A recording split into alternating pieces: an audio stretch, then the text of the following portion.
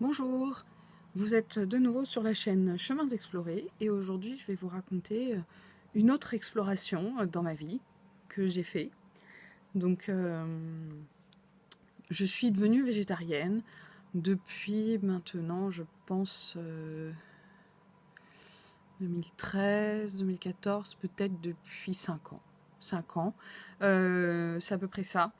Et je vais vous expliquer pourquoi déjà, et puis peut-être je ferai dans une autre vidéo le comment, le process, ça s'est passé, et décrire un peu mon parcours, parce qu'on parle souvent de végétarien, et je trouve que les raisons sont très variables suivant les gens, et je trouve intéressant de donner les différentes raisons de devenir végétarienne. Donc je suis devenue végétarienne en 2014, je pense, à peu près, 2014-2015.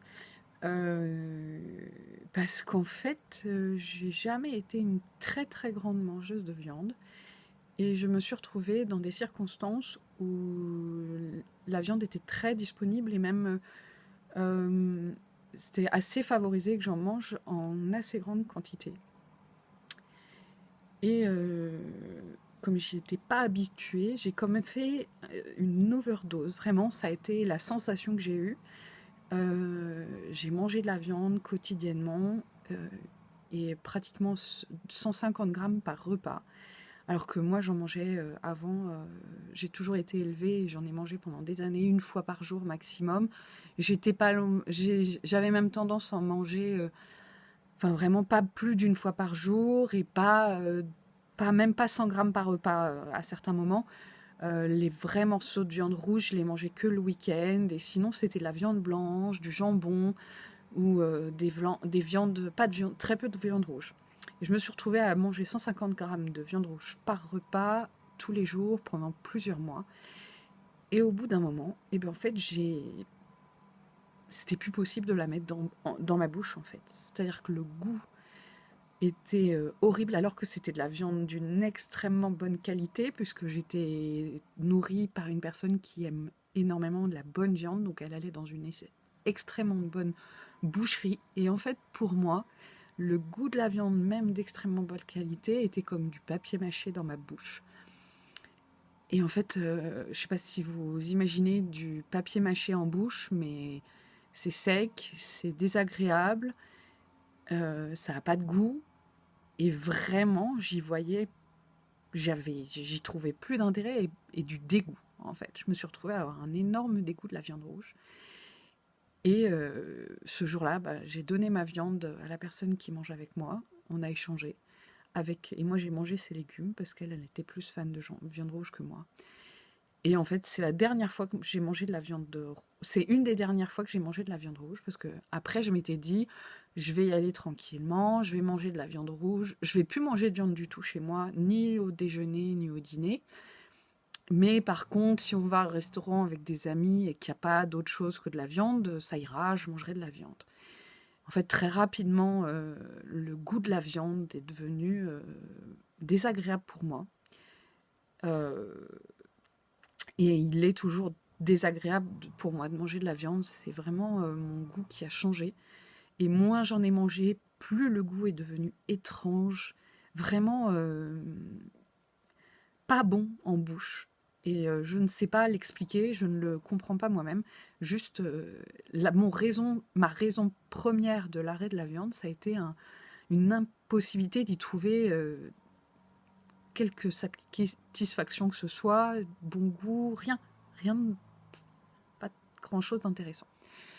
Donc voilà. Et puis en plus, ça s'associait avec des valeurs que j'avais. En fait, j'ai fait des études d'agronomie, je crois que je l'ai déjà dit dans d'autres vidéos. Et pendant ces études, j'ai réalisé qu'en fait, pour élever des animaux, euh, on leur fournit des végétaux, dont du maïs, du blé ou des produits végétaux qui sont consommés par les animaux. Mais en fait, comme dans toute structure naturelle qui fonctionne, en fait, dans la digestion faite par les animaux n'utilisent que 13, voire 15, 20% quand l'utilisation est optimale de l'énergie potentiellement donnée par ces plantes. Donc ça veut dire que si vous nourrissez une vache, le bœuf et la vache, c'est là où il y a la déperdition la plus importante. Si vous êtes sur des animaux plus petits, la déperdition est un peu moins forte. Donc si vous nourrissez une vache avec des végétaux, elles ne vont réussir à capter que 13% de cette énergie. Et ensuite, vous allez, pareil, vous nourrir de cette viande animale, et en vrai, vous n'allez en retenir, pareil, qu'une vingtaine de pourcents de cette énergie captable dans la viande.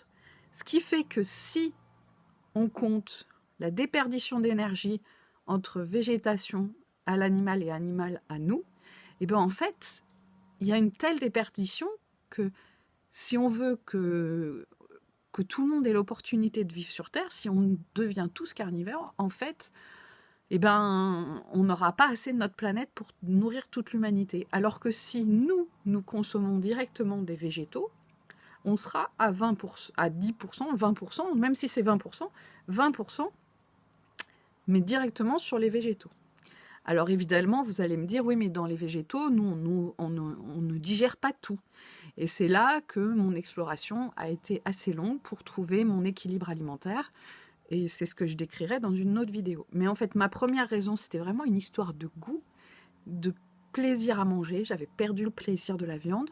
J'avais jamais été une grande mangeuse de viande, je l'avoue, mais j'y prenais plaisir. Et là, je l'avais perdu et je ne l'ai jamais retrouvé.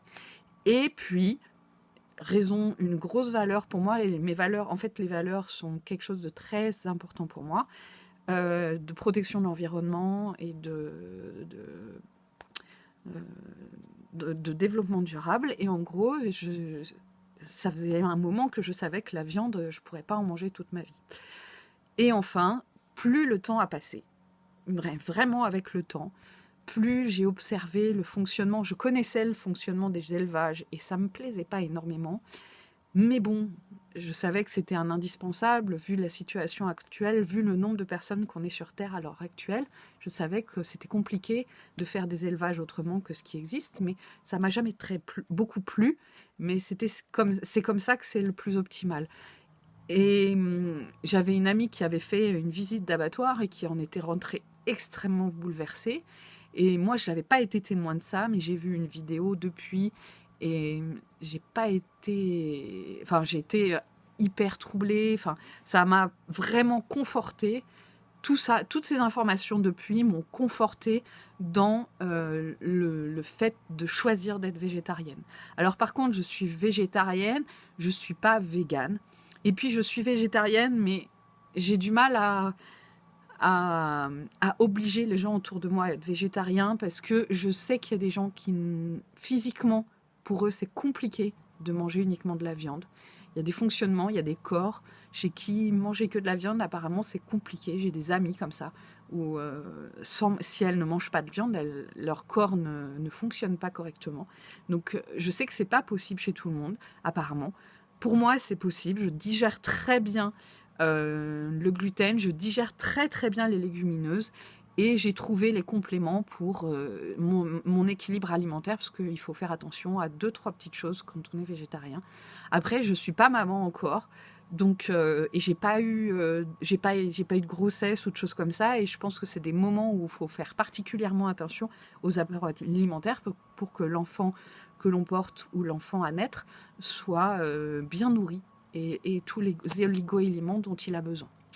Mais voilà, les grandes raisons de mon choix de devenir végétarienne, je vous les ai décrites dans cette vidéo. Donc, le goût au départ, les valeurs de protection de l'environnement et le bien-être animal est venu conforter vraiment tout ça. Mais c'est vraiment quelque chose qui a consolidé mes raisons au final. Mais ce n'est pas la raison première pour moi.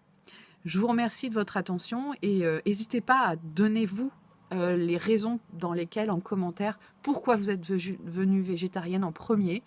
Et si pour vous, ça a été un parcours très long, si ça a été court du jour au lendemain et tout ça. Je vous donne un peu mon process après pour devenir végétarienne dans une autre vidéo. Au revoir, bonne journée.